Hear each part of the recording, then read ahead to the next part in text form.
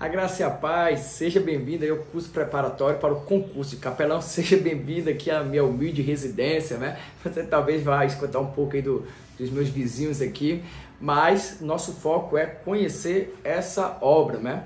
Então já de antemão agradeço aí ao convite do pastor Isaac Aranha, tá? E quem sou eu que estou falando com vocês, né? Eu sou o pastor Mavson Darling, tá? Atualmente estou aqui na Capela Evangélica Militar de Manaus, da Guarnição de Manaus.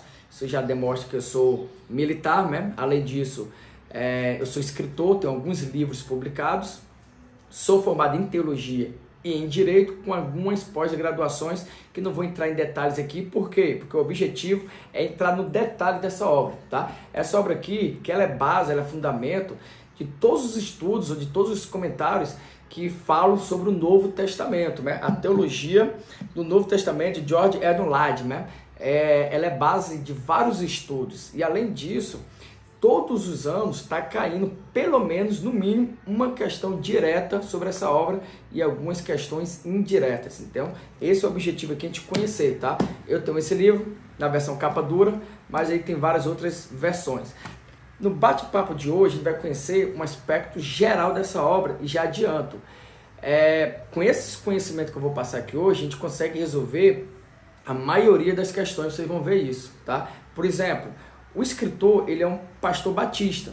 Nisso aí você já consegue fazer várias inferências a respeito disso. Por exemplo, ele crê no credo batismo. Ele vai falar isso quando vai falar de João Batista, ele vai falar nisso quando vai falar lá das epístolas de Paulo, ele vai falar nisso quando ele vai falar um pouco ali sobre o sinóptico, ele vai falar que provavelmente o batismo ele sofreu influências da comunidade autóctone e todas as comunidades da época faziam o batismo por imersão. Você está vendo? Tudo isso está escrito nesse livro, mas para aquele que não lê o livro, só em saber que ele é um pastor batista, já consegue tirar aí várias deduções, né? Qual é o outro aspecto que ele fala? Ele, durante toda a obra, ele traz o aspecto do reino presente e futuro, o reino de Deus. Ele é tanto agora como ele ainda há de vir. Então ele fala em todo momento, em vários momentos do livro, sobre o e o ainda não, né?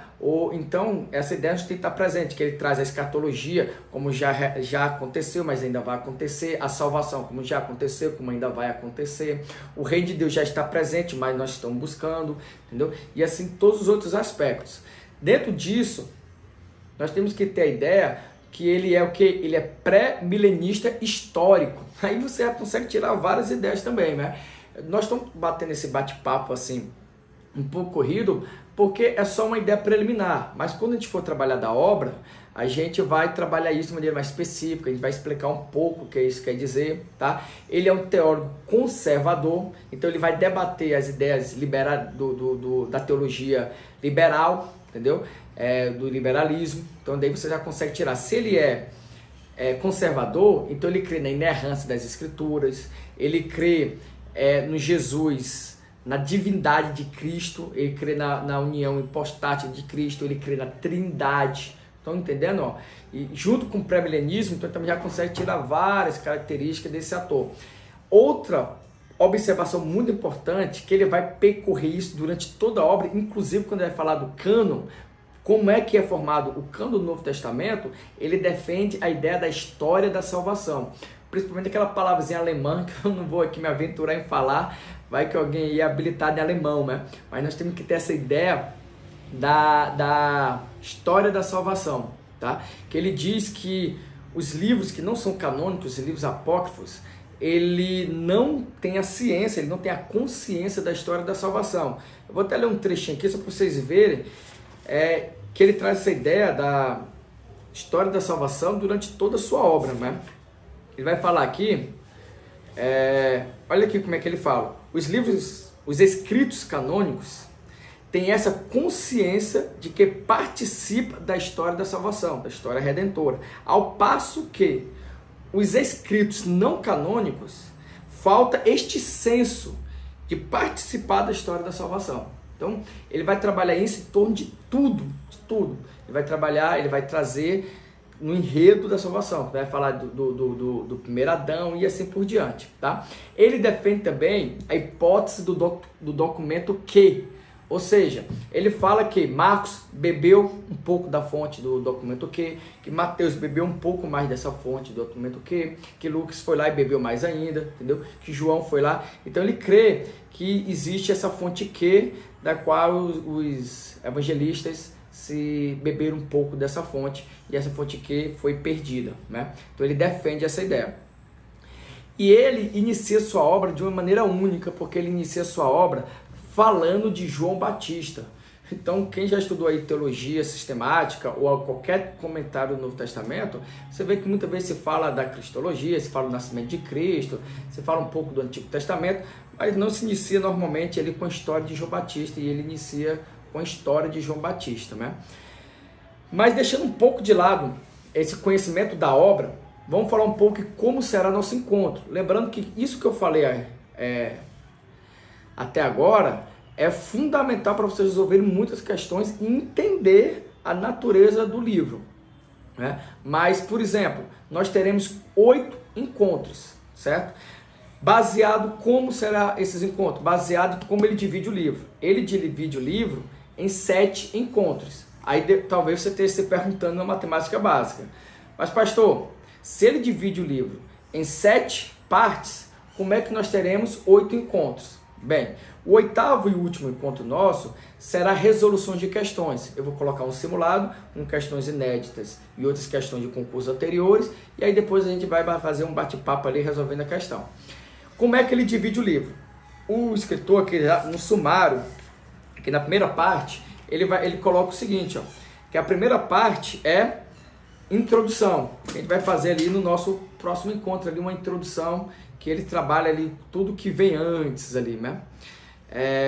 Depois ele vai falar sobre os evangelhos sinópticos, que é uma parte até considerada do livro, que vai da página 51 até a página 279. Depois vai falar do 4º evangelho, o evangelho de João. Ele dá uma ênfase, ele dá um tratamento, um carinho diferenciado para o evangelho de João, que vai ali da página 321 até 444. Depois vai falar da igreja primitiva, né? Ali sobre o livro de Atos dos Apóstolos. E aí vai ter da página 445 até 504. E aí depois, que é a maior parte do livro, ele vai falar sobre o apóstolo Paulo e sobre as suas cartas paulinas, né? E aí vai da página 505 até 758, na verdade, né? E aí ele vai falar de Hebreus e as epístolas católicas, as epístolas universais ou epístolas gerais, tudo tem o mesmo nome, né? Que vai ali até da página 759 até 823, né? Vocês estão ouvindo pássaro, mas eu estou em Manaus aí, pássaro, parece pássaro, cobra, jacaré, parece tudo aqui. E aí nós temos aí a última parte do livro, que é o livro de Apocalipse, né? É pequeno, relativamente pequeno, é um capítulo só, que vai da página 823 até a página 843, beleza? Então serão esses os encontros que nós teremos. Se contar com o encontro de hoje, nós teremos ao todo 9 encontros, tá? Espero que eu possa ter esclarecido um pouco melhor aí sobre essa ideia do livro, tá? Vou deixar aberto aí minhas redes sociais, meu WhatsApp, para alguém que quiser fazer alguma pergunta específica sobre alguma característica dessa obra, sobre alguma coisa particular também, estou aberto, até mesmo sobre a cidade de Manaus, ou sobre a carreira militar, enfim, eu estaria aberto, tá? Nosso próximo encontro vai falar um pouco ali sobre a parte introdutória, que ele vai falar sobre a história de Turbend, de Erlang, sobre a cristologia funcional, isso é um fator importante, que o escritor Lad, ele trata toda a sua obra baseado na cristologia funcional. Para aquele que não lembra o que é a cristologia funcional, a gente vai trabalhar isso na parte introdutória, né? Então ele apresenta Cristo conforme ele se apresenta nas escrituras, né? Com a sua função. Ele vai falar um pouco ali sobre a escola Bultmanniana, né? De Bultmann, né? Para quem não lembra ali, Bultmann, que trata ali a mitologia de Cristo, né? Jesus histórico, ele vai falar um pouco sobre isso. E aí sobre a Bíblia e o cano que nós trabalhamos hoje, né? E aí, por fim ali, a gente vai falar um pouco ali sobre o batismo de João, tá? Lembrando que ele trata o reino de Deus e o reino da igreja meio que similar, tá? Que também poderia ser o rei do novo Israel, né? E ele adota, gente, só para a gente encerrar essa parte, ele adota a escatologia realizada, tá? Isso é importante. É lógico que eu nem precisava falar isso, tendo em vista que lá no início eu falei que ele adota a visão do reino do agora e ainda não, né? Então, por consequência, ele ia adotar a teologia, a escatologia realizada. Escatologia realizada é aquela que diz que o livro de Apocalipse, aquela boa parte ali das promessas, das profecias, já iniciaram, mas ainda não concluíram, tá? No mais, é isso que eu tenho para falar para vocês, tá? Aguardo vocês mesmo em oração, com o coração aberto, ansiosos para o nosso próximo encontro, para a gente conversar um pouco, tá? E no mais, fica na paz de Cristo. Até o nosso próximo bate-papo.